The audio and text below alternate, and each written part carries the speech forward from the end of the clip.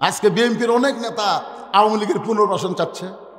সালাউদ্দিন কাদের যে অন্যায়ভাবে হত্যা করা হলো, একটাবারে সে কথা খেয়াল করে না। তোমরা বিএনপিরা জানো না তোমাদের ম্যাডামকে তার কত স্মৃতি বিজয়দের বাড়ি থেকে গলা ধাক্কা দিয়ে বের করে দেওয়া হয়েছে। ধরে কথা ঠিক কিনা? তোমরা জানো না তারেক জিয়াকে কিভাবে অন্যায় করা হয়েছে? যে দুইটা এতিমকে লালন পালন করলো, সে এতিমদের মাল কোনোদিন আত্মসাৎ করতে পারে না। এতিমদের মাল আত্মসাতের কারণে তার বিরুদ্ধে 5 বছর জেল দেওয়া হলো, আপিল করলে হলো 10 বছর। আপিল করলে সাজা বাড়ে। তারপরে বিএনপিরা তোমাকে মাথা ঠিক হয় না। তার মানে একটা নেতা বাড়ি থাকতে পারে নাই, নানা ধরনের কেস, 40 কেস, 50 কেস, 100 কেস, সব ফতুর হয়ে গেছে। তারপরেও আওয়ামী লীগের নিষিদ্ধের পক্ষে আমরা না, নিষিদ্ধের পক্ষে না, তোমরা কুইর পক্ষে। চাপত পড়েই কিন্তু এই ভালো মানুষগুলাকে ফাঁসি দেওয়া হলো। ধরে কোন কথা কথা কন না কেন রে ভাই? কথা কন না, এখনো কথা কন না। অনুবীক্ষণ যন্ত্র দিয়ে, দূরবীন যন্ত্র দিয়ে মতিউর রহমান নিজামী হুজুরের এলাকায় যা খোঁজেন, একটা দোষ বার করতে পারেন কিনা? মুজাহিদের বিরুদ্ধে একটা দোষ পান কিনা? কামারুজ্জামানের বিরুদ্ধে একটা দোষ পান কিনা? যে এলাকায় তারা বড় হয়েছে, এলাকার লোকেরা বলে এদের চাইতে ভালো মানুষ পৃথিবীতে একটাও নাই। সালাউদ্দিন কাদের এলাকার যায় দেখেন,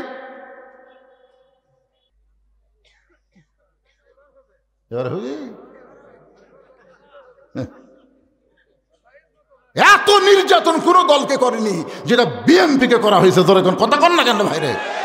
একটা নেতা বাড়ি থাকতে পারে নাই, নানা ধরনের কেস, 40 কেস, 50 কেস, 100 কেস, সব ফতুর হয়ে গেছে।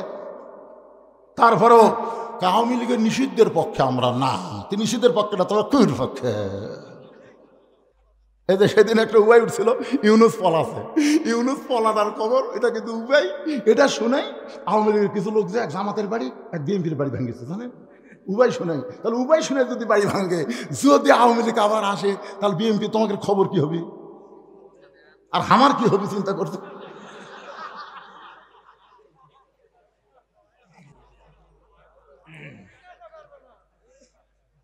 না যদি যদি কথা বলছে না, যদি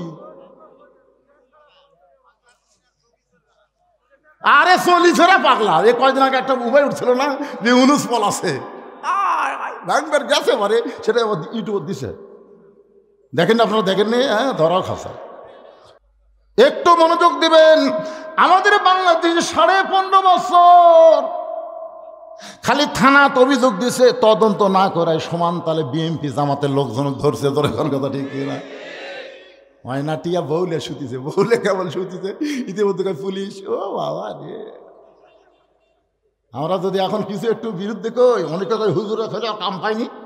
এই কাম পাইনি মানে বাড়ি থাকতে দেয়নি, আলুর বাগুরের মধ্যে ঘুম পাড়া লাগছে। দরকার কথা ঠিক কিনা? কত কষ্ট করলাম, আর 2-1 কথা অ্যাঙ্গেলে বললি তোর কি কলটা বাজে কেরা? কি অভিযোগ, খালি অভিযোগ দিলে হবে, কোনো তদন্ত নেই। পরের দিন সমস্ত বিচারকেরা ফাঁকা জায়গায় বিচার করার জন্য ইউসুফকে হাজির করা হয়েছে।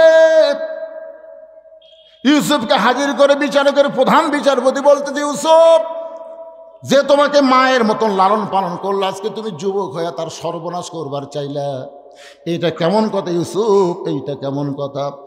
যত মানুষ বিচার দেখবার আইছিল সব ইউসুফের দিকে তাকায় চিন্তা করে, এই ভালো মানুষটা কোনোদিন এই অন্যায় করতে পারে? সাইদি হুজুর নারী নির্যাতন করতে পারে, ধর্ষণ করবার পারে, মানুষ খুন করবার পারে।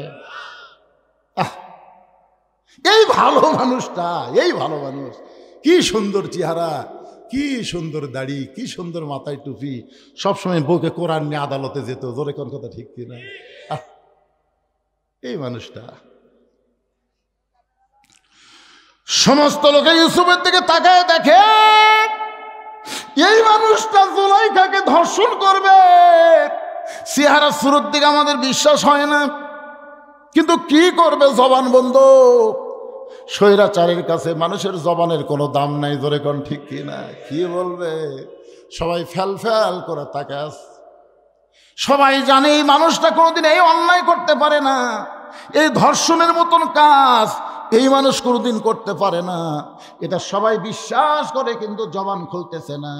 কেউ যখন জবান খোলে না, এমন সময় মায়ের স্তনের দুগ্ধ পান করতে করতে 2.5-3 বছরে একটা বাচ্চা বলতেছে, কে রে? ইউসুফকে তোমরা বিনা তদন্তে শাস্তি দেবার চাও? তদন্ত করে দেখো, জামার সামনে যদি ছিঁড়ে যায় তাহলে বুঝবা ইউসুফের দোষ। কারণ ইউসুফ জোলাইকাকে ধরবার চাইছিল, জোলাইকা বহু কষ্ট ইউসুফ থেকে ইজ্জত বাঁচাইতে, তাহলে জামার সামনে ছেঁড়া হবে। আর যদি পিছন দিকে জামা ছেঁড়া হয় তাহলে বুঝবা জোলাইকার দোষ। কারণ ইউসুফ অন্যায় করবে না, জোলাইকা জোর করে করাবে। তোমরা তদন্ত করে দেখো। সমস্ত বিচারক বলে, কে কথা কয় রে, কে কথা কয়? এই বর্তমান স্বৈরাচারীর যুগে কথা বললে তার ভয়। কথা কে কয় রে? এত মরদ কে হলো রে? তদন্তের কথা কয়। মা বলতেছে, এটা বড় মানুষ না, শিশু বাচ্চা, কি করবেন? মেরে ফেলে দেবেন না কি করবেন? তেজের উপরে নিয়ে যাওয়া হলে শিশু বাচ্চা। সবাই বলতেছে, বাচ্চার কোনো দোষ নাগে, তদন্ত করো। সমস্ত বিচারক তদন্ত করে দেখে, জামার সামনে তো ছিঁড়া দূরের কথা, একটা ময়লা পর্যন্ত লাগে নাই। আর জামার পিছনে দেখে ছিঁড়া ছোট কালো ময়লা।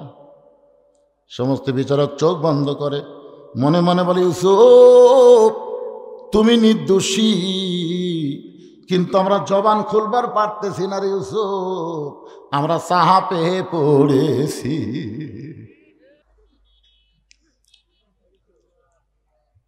কি বিরক্ত হচ্ছে? মগরিবের সময় কিন্তু ওয়াজ কম হয় না ভাই, জানেন তো? ঘড়ির দিকে তাকে থেকে ময়নারা, আমি তখন উঠছি 10 মিনিট, 6টা 10, এখন বাজতেছে 8টা। 1 ঘন্টা 50 মিনিট কিন্তু ওয়াজ হয়ে গেছে ময়না। রাত 10টার সময় ওয়াজ উঠে 12টা পর্যন্ত ওয়াজ করলো। হুজুর 12টা পর্যন্ত ওয়াজ করলো রে, 12টা পর্যন্ত করলো রে, কিন্তু উঠলো কয়টায় রে? আর আমি যদি আজকে 8:30টায় শেষ করি, তাও কতগুলো তেল তালে বলবো, এটা ওয়াজ হলো? তাহলে উঠলো আর নামলো, উঠলো আর নামলো। আরে কয়টা পর্যন্ত সেটা পরকার কথা, ওয়াজ কেবল মজিচ্ছে। হোহা করা লাগবে, এরকম মরাম মানুষের মতন আসলে হবে না। লিল্লাহে তাকবীর। মাগরিবের 3 রাকাত নামাজ কেমনে পাইলাম?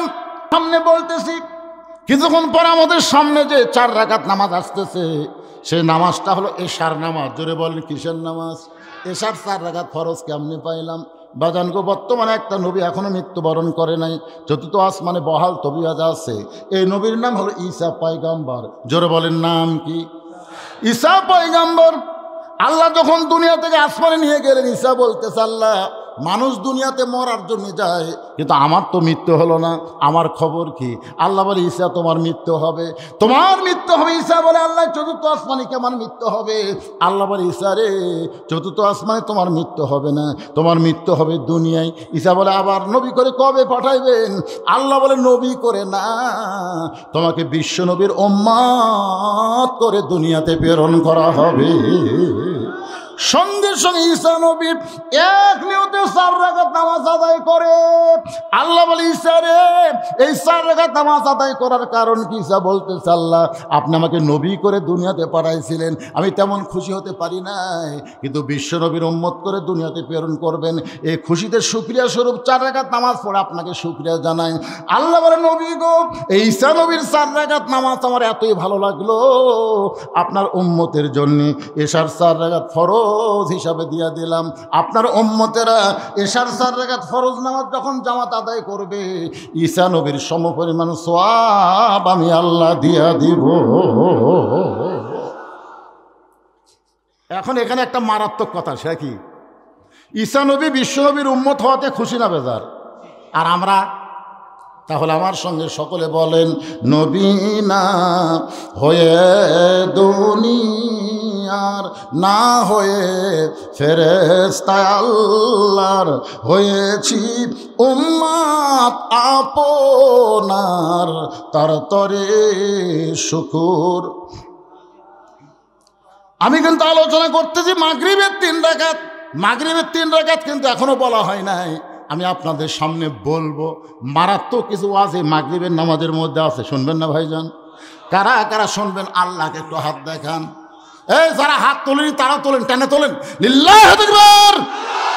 হাত নামান, মাত্র 10টা মিনিট আপনাদের একটু ধৈর্য ধরা লাগবে। এই মসজিদের জন্যে, মসজিদের উন্নয়ন কল্পে মাহফিল, আপনাদের কাছে চাদর যাবে, রাকাত নামাজ পড়ে, ওই নামাজটা আল্লাহর এতই ভালো লাগলো, উম্মতি মুহাম্মাদের জন্যে মাগরিবের 3 রাকাত হিসেবে দিয়ে দিলাম। মাগরিবের 3 রাকাত নামাজ যখন জামাত আদায় করবে, ইয়াকুব এবং ইউসুফ নবীর সমপরিমাণ সওয়াব আল্লাহ দান করে দিবে। ধরে বলেন মারহাবা। ফজরের 2 রাকাত ফরজ নামাজ কেমনে পাইলাম? আদম আলাইহিস সালামের তওবা কবুলের পরে তখন কাবা ঘর ছিল না, তবে কাবা ঘরের জায়গা ছিল। ওই ফাঁকা জায়গায় আদম নবী শুকরিয়া তান 2 রাকাত নামাজ আদায় করে। ওই 2 রাকাত নামাজ আল্লাহর এতই ভালো লাগলো, উম্মতে মুহাম্মাদের জন্যে ফজরের ফরজ হিসেবে আপনার আল্লাহ দিয়ে দিলেন। উম্মতে মুহাম্মাদের ফজরের ফরজ নামাজ 2 রাকাত যখন জামাতের সঙ্গে আদায় করবে, আদম নবীর সমপরিমাণ সওয়াব আল্লাহ তার আমল নামায় দিয়ে দিবে। সাধারণ এক মানুষকে নেতা বানায়া তার পিছনে চামচা হয়ে ঘুরঘুর করে ঘোরে, জোরে করে কথা ঠিক কিনা? আর মাঝে মধ্যে স্লোগান দেয়, আমার নেতার চরিত্র ফুলের মতন পবিত্র, নামাজ পড়ে না এক ওয়াক্ত। এগুলার নেতা, এগুলার নেতা না, এরা লেতা লেতা। ওদের পুরানা কাপড় তখন হারকিন মুস্ত, তখন বলতো লেতা দিয়ে হারকিন মুস, লেতা। এই জন্য আমাদের নবী শুধু নবী না, নবীর পুরো দরুদ পড়ে, নবীর প্রতি সালাম করে মাহফিলের ভিতরে। কিন্তু নবীর সমাজ গড়ার কাজে অনেকের দ্বন্দ্ব মনে বাজে। নবীকে আর সমাজেতে সাজে? নবী থাকবে মসজিদের ভিতরে, নবী থাকবে মাদ্রাসার ভিতরে। আজকে বাংলাদেশের কিছু কিছু নেতার মাথা পাগল হয়ে গেছে, আমাদেরকে আলেমদেরকে ধর্মের নামে ব্যবসায়ী বলতেছে। বাজানগোদের মাথা নষ্ট হয়ে গেছে, জোরে কোন কথা ঠিক কিনা? আমার নবীকে ওরা পাগল কইছে, আমার নবীরে জাদুকর কইছে, আমার নবীরে গণক কইছে, আমার নবীরে কবি কইছে। এত কথা যদি নবীকে বলে থাকে, তাহলে আলেমদেরকেও ওই জাতীয় মানুষেরাই বলবে, জোরে কোন কথা ঠিক কিনা? নবীর প্রতি দরুদ পড়ে, নবীরে সালাম করে, কিন্তু নবীকে নেতা হিসাবে মানবার চায় না। অন্য কাউরে নেতা মানবেন? আল্লাহ কোরআনে বলেন, লাকাদ কানা লাকুম ফি রাসূলিল্লাহি উসওয়াতুন হাসানাহ। সফলতা যদি অর্জন করতে চাও, তাহলে বিশ্ব নবীকে তোমাদের আদর্শের নেতা হিসাবে গ্রহণ করে নাও। এখন একটা স্লোগান দেওয়া লাগবে। আমি যে বলবো আমার নেতা, তোমার নেতা, সকলেই বলবেন বিশ্ব নবী মোস্তফা, বলতে পারবেন না? আমার নেতা, তোমার নেতা হলো না। আপনারা এত ছোট গলায় স্লোগান দিলেন কেন? আমাদের নবী কি ছোট নবী নাকি? কত বড় নবী কিছুক্ষণ পরেই বুঝবার পারবেন ভাইরান। ফেরেশতা জিবরাইল বলেন, রাসূলুল্লাহ, আমার মনে হয় এই চাওয়া আল্লাহ তার কবুল করবে না। কোন নবীর জন্য আল্লাহ বোরাক বানায় নাই, শুধুমাত্র আপনার জন্য তৈরি করেছে। আর আপনি সেই বোরাকের জন্য গুনাহগার উম্মতের বাজেট চাচ্ছেন। আমার মনে হয় এটা বেশি হয়ে গেল। এটা কি হলো? সর্বপ্রথম নবী রাগ করে বললেন, জিবরাইল, তোমার আল্লাহকে বলো ঠেকা আমার না, ঠেকা হলো তোমার আল্লাহ। এটা কি জাতা রাগ? আমার আল্লাহকে বলার কথা কয়নি, তোমার আল্লাহ। তোমার আল্লাহ বলো ঠেকা আমার না, ঠেকা হলো তোমার আল্লাহর। আমি কোনোদিনও আল্লাহর আরশে যাবার চাইনি, আমার ঠেকাও পড়েনি। আমি কোনোদিনও যাবার চাইনি, আমি কোনোদিন মনের মধ্যেও কল্পনা করিনি, মোনাজাতেও করিনি। তো আল্লাহ বোরাক পাঠাইছে আমার নিয়ে যাওয়ার জন্যে, আমি যাব না। যতক্ষণ পর্যন্ত আমার গুনাহগার উম্মতের জন্য এমন করে একটা বোরাক যদি বাজেট না হয়, আমি নবী বোরাকের পিঠে চড়বই না। কিতাবের মধ্যে আছে 3-3বার নবী বললেন চড়বই না, চড়বই না, চড়বই না। সঙ্গে সঙ্গে আল্লাহ ডাকতে বলে, জিবরাইল, আমার দোস্তকে বলো আমি লা ইলাহা ইল্লাল্লাহ বসে আছি ওই মুহাম্মদ রাসূলের আশায়। আজকে যানবাহন ফেরত দিলে আমি আল্লাহ বড় কষ্ট পাই। রে জিবরাইল, আমি আল্লাহ আমার নবীকে যেমন ভালোবাসি, আমার নবী তার চাইতে তার উম্মতকে বেশি ভালোবাসে। কি দয়ার নবী আমরা পাইছি ভাই। এমন করে একটা বোরাক তার উম্মতের জন্য আমি আল্লাহ বাজেট করে দিলাম। এটা হলো নবীর জীবনের প্রথম রাগ। 2 নম্বর রাগ হলো জান্নাতের ভিতরে। সুবহানাল্লাহ। জিবরাইল বলতেছে, হুজুর আপনি যদি জান্নাত থেকে বের না হন আল্লাহ বার করে দিবে না। নবী ডাকতে বলে, জিবরাইল আমি নবী আমার জন্য না, আমি নবী হলাম আমার উম্মতের জন্যে। আমি নবী হলাম আমার উম্মতের জন্যে। কার জন্যে? আচ্ছা নবী কি নবীর জন্য না আমাদের জন্য? কথা বলেন তো। সাবেক সরকার খালি বর্তমান নিয়ে চিন্তা করছে। কি হনুরে, ভবিষ্যতের খবর যদি একটাবার চিন্তা করত তাহলে বাংলাদেশ ছেড়ে পলান লাগতো না। জোরে কথা কন না কেন? পলান লাগতো না। আপনাকে রে এই আদমদিগির নেতারাও যদি ভবিষ্যতের চিন্তা করত তাহলে আজকে বাড়ি ঘর ছেড়ে পলান লাগতো না। জোরে কোন কথা ঠিক কি না? আপনার আমার ভবিষ্যৎ কি? মশান তো ভালোই মারতেছেন। একজন কয় ভাই মসজিদে ভয় ঢুকি না কেন? কয় মসজিদের বারান্দাত খাটনি হচ্ছে, তো খাটনি দেখলে আমার খালি মরার কথা খেয়াল হয়, এজন্য মসজিদে যাই না ভাই। হ্যাঁ কত বড় শয়তান রে, মসজিদের খাটনি দেখলে ওর মরার কথা খেয়াল হয়, এই জন্যই মসজিদে যায় না। আমাকে ভবিষ্যৎ কি? ওই খাটনি ওটা কি জন্য বানাতে হতো? এমনি এমনি মশান মারতেছেন 4 তলা 5 তলা বাড়ি করে। কি হনু রে, হামাক নামাইকে একটা ভূমিকম্প দিলে তুই নামবো না, তোর বাপ নামবি। জোরে কোন কথা ঠিক কি না? একটু মনোযোগ দিয়ে শুনবেন। আবু বকর চমকে উঠছে, এত বড় নেতা সকালবেলায় আমারে ডাকতেছে। দরজা খোলে, বলে নেতা খবর কি? আবু জেহেল বলতেছে, তোমার নবী যে পাগল হয়েছে তুমি জানো? 12,000 টাকার জন্য একটা মা তার এতিম বাচ্চাকে বিক্রি করে দেয়। সেটাকে একটা 12,000 টাকার জন্য অভাবে একটা মা তার সন্তানকে বেচে, আর সেই দেশের টাকার 400 কোটি টাকা দিয়ে মূর্তি বানায়। বাংলার মানুষ কিছুই কয় না, মনে করছিল ওরা মূর্তিকেও মানে লিছে, কিন্তু 6 আগস্ট একটা মূর্তিও নাই যেটা ভাঙ্গে না, গলার দড়ি লাগে ভাঙ্গিছে। ধরে কথা কর না কেন ভাই? বুলডেজার দিয়ে ভাঙ্গিছে। ভাঙবুরা কে রে পাগলা, তা জানিস না বাংলাদেশের মুসলমান তুই ময় না, সুযোগ পাইলে এরা যে ইব্রাহিমের যোগ্য সন্তান এটা মাঠে ময়দানে দেখায় দিবে। জোরে কোন কথা ঠিক কে না? পর হযরত বেলাল আল্লাহ নবীকে বললেন, ইয়া রাসূলুল্লাহ মানুষ কবরে গেলে 3টা প্রশ্ন করবে। আমরা কবরে গেলে প্রশ্ন হবে কয়টা? 3টা। আপনি যখন কবরে যাবেন তখন কয় প্রশ্ন করবে? 3টা করবে। তো নবী বলতেছে, বেলাল তোমার কি মনে হয়? বেলাল বলতেছে, হুজুর আমার মনে হয় আপনার 2টা করবে। আমার নবীও এই প্রশ্ন আপনার করবে না, কারণ আপনি তো নবী। আল্লাহ রাসূল আফসোস করে বললেন, দেখো তোমাদের ভাগ্য কত ভালো, তোমাদের নবী আছে, আর আমার ভাগ্য কত খারাপ, আমার নবী নাই। নবী থাকলে কি হয়? আছেন আমার মুক্তার, আছেন আমার ব্যারিস্টার, শেষ বিচারের হাইকোর্টেতে তিনি আমায় করবেন পার।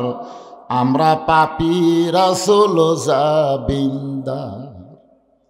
আল্লাহ নবী বলেছেন আমার উম্মতেরা শুধু ঈমান নিয়ে কবরে আসবে। তাদের আমল নামায় যদি কোনো আমল নাও থাকে, শুধুমাত্র ঈমানের খাতিরে আমি রাসূল তার পক্ষে ওকালতি করে ব্যারিস্টারি করে তাকে সুপারিশ করে জান্নাতে পৌঁছায়া দিব। তাহলে আমাদের নবী শুধু আমাদের নবী না, আমাদের উকিল। ধরে কেন আমাদের কি? আমাদের উকিল, আমাদের ব্যারিস্টার। আল্লাহ যখন হাকিম হয়ে আমাদেরকে আসামি বানায় বিচার শুরু করবেন, ওই সময় নবী উকিল হয়ে ব্যারিস্টার হয়ে আমাদেরকে সুপারিশ করে জান্নাতে পৌঁছায় দিবেন। আল্লাহ নবী ছোট্ট করে একটা কথা বললেন, ছোট্ট করে, আপনারা বুঝা পারেন ভালো, না বুঝলে আরো ভালো। সে কথাটা হলো, আমি যদি কবরে না যাই তাহলে আমাকে কেমনে প্রশ্ন করবে? এখন তো অনেকেই বলে নবী কবরে আছে, অনেকেই বলে ইসলামের আলো জ্বলায়া দিয়া নবী ঘুমায়া আছেন সোনার মদিনায়। কেউ কি বলতে পারবেন যে ইসলামের পতাকা উড়াইয়া দিয়া নবী ময়রা আছেন সোনার মদিনায়? এ কথা বলতে পারবেন? ময়রা আছে? ময়রা আছে? ঘুমায় আছে, না হয় শুয়ে আছে, এইটুকু বলতে পারবেন। শুয়ে আছে না ঘুমায় আছে, কিন্তু মরে আছে এ কথা বলা যাবে না। যারা মরে তাদের জন্য কবর হয় ভাই। নবীর উম্মতেরা ছোট্ট একটা কথা কইলাম, পরে চিন্তা করবেন। যেটা বলতেছিলাম, আল্লাহর নবী 5 ওয়াক্ত নামাজ নিয়ে আজকের রজনীতে ফিরে আসলেন আবার দুনিয়ায়। সর্বপ্রথম 5 ওয়াক্তের মধ্যে সূর্য উদয়ের আগে 2 রাকাত ফরজ নামাজ আমরা জামাতের সঙ্গে আদায় করি। এই নামাজটা হলো ফজরের নামাজ। জোরে বলেন কোন নামাজ? 5 ওয়াক্ত নামাজের মধ্যে সবচাইতে কঠিন, বিশেষ করে এই শীতের দিনে খুবই কঠিন, ঠিক না? আসসালাতু খায়রুম মিনান নাওম শোনার সাথে সাথে উপরের কম্বল মনে হয় আরও চাপে ধরে। ওই সময় একটা যুদ্ধ শুরু হয়। আর একটু পরেই যাই, ফজরে আজান দেওয়ার 8 ঘন্টা পরে জামাত হবে, আর একটু পরে যাই, এই মনে করে কেউ যদি একটু পরে করে চোখ বন্ধ করে, আল্লাহ কয় তোকে আর কবুল করা হবো না, তুই থাক। আপনার মনে এরকম কি হয় নাকি? 8 ঘন্টা পরে জামাত হবি, এত সকালে উঠে কি হবি? আর একটু পরে, একটু পরে কোনই শেষ, কোনো সুযোগ নাই। আর সালাতু খায়রুম মিনান নাওম শোনার সাথে সাথে কম্বলকে ফেলা দিয়ে তোষকরে লাঠি মাইরে অজু করেন, যা করেন, পেশাব টেশাব যা আছে করে অজু করে যখন মসজিদ থেকে রওনা দিবেন, ফেরেশতা বলে আল্লাহ শীতের দিনে তোমার যুবক বান্দা ল্যাপ তোষকের মহব্বত কলিজা থেকে বের করে ঠান্ডা পানিতে অজু করে তোমার ঘর মসজিদের দিকে যায়, এর ব্যাপারে রেজাল্ট কি আল্লাহ একটু বলেন। আল্লাহ বলে ফেরেশতারা সাক্ষী থাকো, এই যুবকের সামনে যদি আজকে বদরের যুদ্ধ হতো, এই যুবক সেই যুদ্ধের সৈনিক হয়ে যেত। ফজর নামাজ পড়া কি খুব সহজ মনে করছেন? আল্লাহর নবী হেরেমের ভিতরে একা একা ফজরের নামাজ আদায় করলেন। এখানে একটা লক্ষণীয় বিষয় খেয়াল করবেন। নামাজ যখন প্রথম নবী পাইছেন, এটা হলো নবুয়তের 10ম বৎসরে। নবুয়তের কত বছর? নবী নামাজ পাইলেন। তো নামাজের ব্যাপারে কোরআন শরীফে যত আয়াত আছে, আপনারা কি পড়ছেন? নামাজের ব্যাপারে যত আয়াত আছে কমপক্ষে 82 বার আল্লাহ বলেছেন। কোরআনের প্রথমেই দেখেন আল্লাহ কিভাবে বলতেছেন, আল্লাযীনা ইউমিনুনা বিল গায়বি ওয়া ইউকিমুনাস সালাহ। নামাজ কি করো? কায়েম করো। কোরআন হাদিসের কোন জায়গাতে আপনার আজ পর্যন্ত খুঁজে পাচ্ছেন যে আল্লাহ বলেছে ইকরাউস সালাত, নামাজ পড়ো? এ কথা আল্লাহ কইছে? নাই। আমরা যেটা করতেছি সেটা হলো নামাজ পড়া, যেটা আল্লাহও কয়নি নবীও কয়নি, সেই কাম করতেছি আমরা। আল্লাহ কয় নামাজের জোরে ফায়েশা কাজ যাবে দূরে, পাক কোরআনে রয়েছে ঘোষণা। এখন আকাম কুকাম নামাজ রোজা একসাথে বান্ধিয়া বোঝা, জাহান্নামে দিয়া সরওয়ানা। আজও কেন বাংলার জমিনে নামাজ কায়েম হইল না? একটু মনোযোগ দিয়ে শুনবেন। নবী আমার একা একা ফজর নামাজ আদায় করে যখন বের হচ্ছেন, হেরেম শরীফ থেকে যখন বের হচ্ছেন, সর্বপ্রথম যার সঙ্গে দেখা তার নাম হলো আবু জেহেল। আবু জেহেল কিন্তু আসলে ওর নাম না, অরিজিনাল নাম কি? হ্যাঁ, আমরা যে মাযহাব অনুসরণ করি, আমি বহু লোককে বলেছি, শতকরা 100 জনের মধ্যে 95 জনই উত্তর দিবার পারেনি। আমি বললাম আমাদের ইমামের নাম কি? আবু হানিফা। আবু হানিফা ওনার নাম হলো নোমান ইবনে সাবেত। ওনার অরিজিনাল নাম হলো নোমান ইবনে সাবেত। সাবেতের সন্তান নাম হলো নোমান, অথচ আমরা কেউ জানি না। আবু জেহেলের অরিজিনাল নাম কি জানেন? উমর ইবনুল হিসাম। নবী সবসময় 2 উমরকে নিয়ে দোয়া করতো, আল্লাহ এই 2টা উমর যদি ভালো হয়ে যায় দাওয়াতের ব্যাপারে আমার কোনো সমস্যা নাই। একটা হলো নেতা, একটা হলো ক্যাডার। একটা কি নেতা, আবু জেহেল হচ্ছে নেতা, আর ওমর ইবনুল খাত্তাব হচ্ছে ক্যাডার। আজকে বাংলাদেশের নেতার ক্যাডারগুলো যদি ভালো হয়ে যায়, আমাদের মতন আলেমদের আর ওয়াজ করা লাগবে না, বিনা ওয়াজে বাংলাদেশে আমল হবে। জোরে কোন কথা ঠিক কি না? 13 বছর নবী ওয়াজ করছেন, কাম হয়নি। আমি আমার জীবনে 42 বছর হয়ে কাম করতেছি, হচ্ছে না। 50 বছর কোরআনে তাফসির করে জেলখানা। জোরে কোন কথা ঠিক কি না? রেজাল্ট হচ্ছে জেলখানা, মরে না, হাসপাতাল দিয়ে যায় মেরে হেলে দাও, এই তো রেজাল্ট। আল্লাহর বান্দার একটু মনোযোগ দেবেন। রজবের রাতে, লাইলাতুল মিরাজের রাতে আপনাদেরকে যে কথাটা বলতে, সর্বপ্রথম যার সঙ্গে দেখা হলো তার নাম আমরা যেটা চিনি সেটাই বলতেছি, আবু জেহেল। নাম কি? এটাই আমরা তো জানি। আবু জেহেল নবীর চেহারার দিকে তাকায় থাকেন, নবীর চেহারা থেকে নজর ফিরাবার পারে না, শুধু তাকায় আছে, তাকায় আছে। 400 রোজ গ্রহ তারা, তারি নূরের ইশারা, নলে যে অন্ধকারে ডুবিত এই ধরনী। সবাই বলেন নবী মোর পরশমণি, নবী মোর সোনার খনি, নবী নাম ভাবে যে জন সেই তো দোজাহানের ধনী। আবু জেহেল বলতেছে, বাজান সুন্দর সময় দেখেছি তুমি সুন্দর, যে সকাল বেলায় দেখতেছি তুমি অতীব সুন্দর। সন্ধ্যার সময় তোমাকে দেখলাম তুমি সুন্দর। আমাদের নবী যে সুন্দর, এ ব্যাপারে সন্দেহ আছে নাকি? এক বক্তা ওয়াজ করতেছে, যে জুলাইখা কইল যে আমি কেন ইউসুফের জন্য পাগলি হছি, মেয়েরা তোমরা যদি জানবার চাও তাহলে একদিন দাওয়াত। সবার হাতে একটা লেবু দিছে আর একটা চাকু দিয়ে বলতেছে, তোমাদের সামনে দিয়ে ইউসুফকে নিয়ে যাব আর বলবো লেবু কাটো, লেবু কাটো। ইউসুফ রে নিয়ে যখন জুলাইখা যাচ্ছে আর বলে, মেয়েরা লেবু কাটো, ওরা লেবু না কেটে হাতের আঙ্গুল কেটে দিচ্ছে। আঙ্গুল কাটা যাচ্ছে, লেবু না কেটে খেয়ালি নেই। ইউসুফের দিকে তাকায় থাকে, সব শেষ।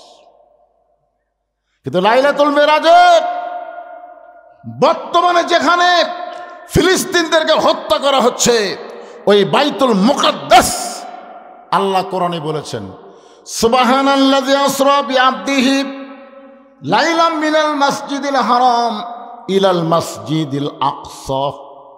মসজিদে আকসাকে আমরা বাইতুল মুকাদ্দাস বলি। নবী আমার সমস্ত নবী রাসূলের ইমামতি করছে, সুবহানাল্লাহ। জিবরাইল বললেন, হুজুর আপনি যে ইমামতি করলেন, আপনার পিছনে যারা নামাজ পড়লো তাদেরকে আপনি চেনেন? রাসূল বলে, জিবরাইল আমি তো চিনি না। বলে, আপনি কি তাদের দেখবার চান? দেখবার তো মন চাই। বিশাল একটা মেম্বরে নবীকে দাঁড় করে দেওয়া হলো, আর সমস্ত নবী রাসূলকে বলা হলো আপনারাও দাঁড়ান। নবী সমস্ত নবী রাসূলের দিকে তাকায় আছে, আর সমস্ত নবী রাসূল আমাদের নবীর দিকে তাকায় আছে। একটা নবী আর তাকায় থাকতে পারেনি, আস্তে আস্তে নবীর কাছে আইছে, বলতেছে, আপনি কোন নবী? আপনি আমার কাছে চলে আসলেন, বলে আমার নাম হলো ইউসুফ। আমি মনে করতাম আমি খুব সুন্দর, কিন্তু আজকে আপনার কাছে আমি নাই, আজকে আপনার কাছে আমি নাই। মনে হচ্ছে হেদাকের কাছে মোমবাতি। সুবহানাল্লাহ কন না কেন? সুবহানাল্লাহ কন।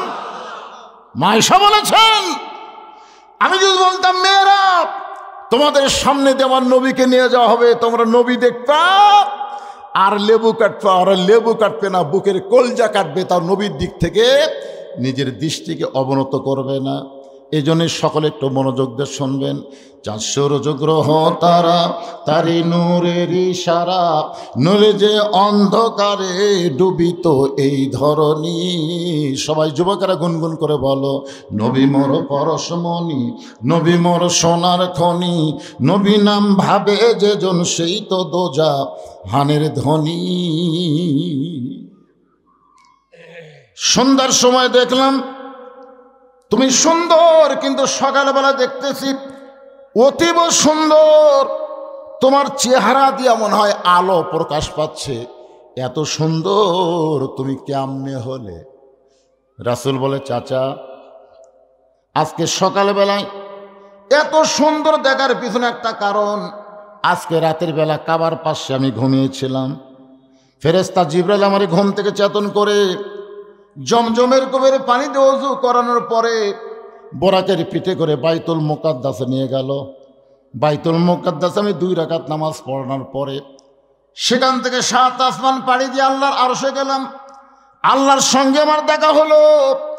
আল্লাহ তাআলা আমাকে 5 ওয়াক্ত নামাজ দিল।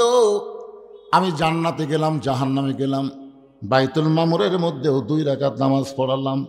ওগো চাচা, আল্লাহর সঙ্গে মেরাজ করার কারণে আল্লাহ আমাকে 5টা নূর, 5টা আলো, 5টা নামাজ দেওয়ার কারণে হয়তো আমার চেহারা দিয়ে এত সুন্দর আলো বের হচ্ছে। কারণ রাতের বেলা দেখা করছে কার সাথে?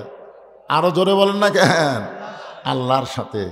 দেখবেন যারা 5 ওয়াক্ত নামাজ পড়ে এদের চেহারার মধ্যে একটা নূর দেখা যায়। আপনার খেয়াল করছেন? জোরে বলেন সুবহানাল্লাহ। আল্লাহর আরেকজন বান্দা, এ আমার আব্দুল করিমের জামাই 1000 টাকা দান করলো। আল্লাহ দানকে কবুল করেন। জোরে বলে আল্লাহুম্মা আমিন। আল্লাহর বান্দারা একটু মনোযোগ দিয়ে শোনেন।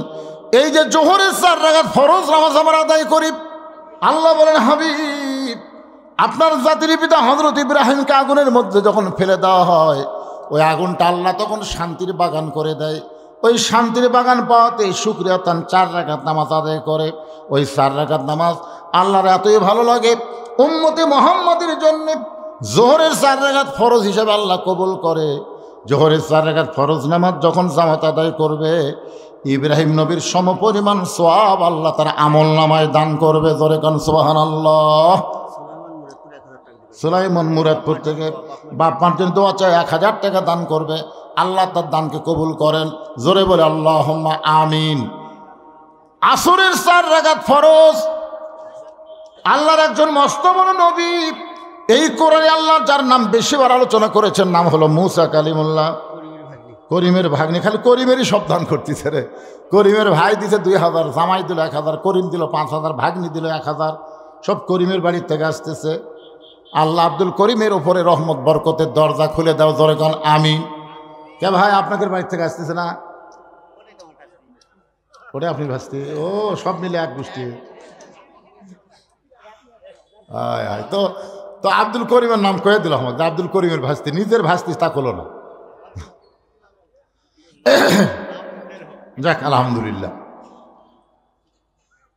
মুসা কালিমুল্লাহ ফেরাউন যখন 3 দিক থেকে ঘেরাও করেছিল, সামনে হলো বঙ্গোপসাগর, আমাদের বাংলাদেশের 3 দিকে হলো ভারত, সামনে হলো বঙ্গোপসাগর, আর ফেরাউন 3 দিক দিয়ে অস্ত্র নিয়ে ঘিরে ধরেছে, সামনে হলো সাগর। রাফি 1000 টাকা দান করবে, আল্লাহ রাফির দানকে আল্লাহ আপনি কবুল করেন। ফেরাউন কিন্তু অহংকার করে বলেছিল, মুসা তোর পলানোর মতন কোনো উপায় নাই, 3 দিকে আমরা সৈন্য দাঁড়িয়ে আছি, একদিকে সাগর, কেমনে পলাবা? আল্লাহ মুসার হাতে একটা লাঠি দিয়েছিলেন, লাঠির আঘাত করার সাথে সাথে 12 লাইন রাস্তা হয়ে গেছে। জোরে কান সুবহানাল্লাহ। ওই 12 লাইনের মধ্যে বড় যে লাইন, ওই লাইনের মধ্যে মুসা নবী গিয়ে একনিয়তে 4 রাকাত নামাজ আদায় করে। আল্লাহ সাগর যখন রাস্তা করে দিল, শুকরিয়া তার নামাজ পড়ে যখন সালাম ফিরাই, আল্লাহ বলে হাবিব, ওই মুসা নবীর 4 রাকাত নামাজ আমি আল্লাহর এতই ভালো লাগছে, উম্মতে মুহাম্মাদের জন্য আসরের 4 রাকাত ফরজ হিসেবে দিয়ে দিলাম। আপনার উম্মতের আসরের 4 রাকাত ফরজ নামাজ যখন জামাত আদায় করবে, মুসা নবীর সমপরিমাণ সওয়াব আমি আল্লাহ দিয়া দিব। আপনারা বলেন তো, আজকে নামাজের ওয়াজ শুনে কোন নামাজ বাদ দেওয়া যাবে? কথা কয়েকটা বাদ দেওয়ার মতন আছে আপনাদের কাছে? হ্যাঁ, এই নামাজটাই পাইছে আল্লাহ রাসূল আজকের এই রজনীতে। এক নামাজই পারে মানুষকে যাবতীয় খারাপি থেকে বাঁচাই দিতে। এই নামাজ ওয়াজ করে হবে না। ওয়াজ করে নামাজ পড়া যাবে, 2-1 জন পড়বে, কিন্তু কায়েম হবে না। এ নামাজ কায়েম করতে গেলে সিস্টেম আল্লাহ কোরআনে বলেছেন, আল্লাযীনা ইন মাক্কান্নাহুম ফিল আরদ।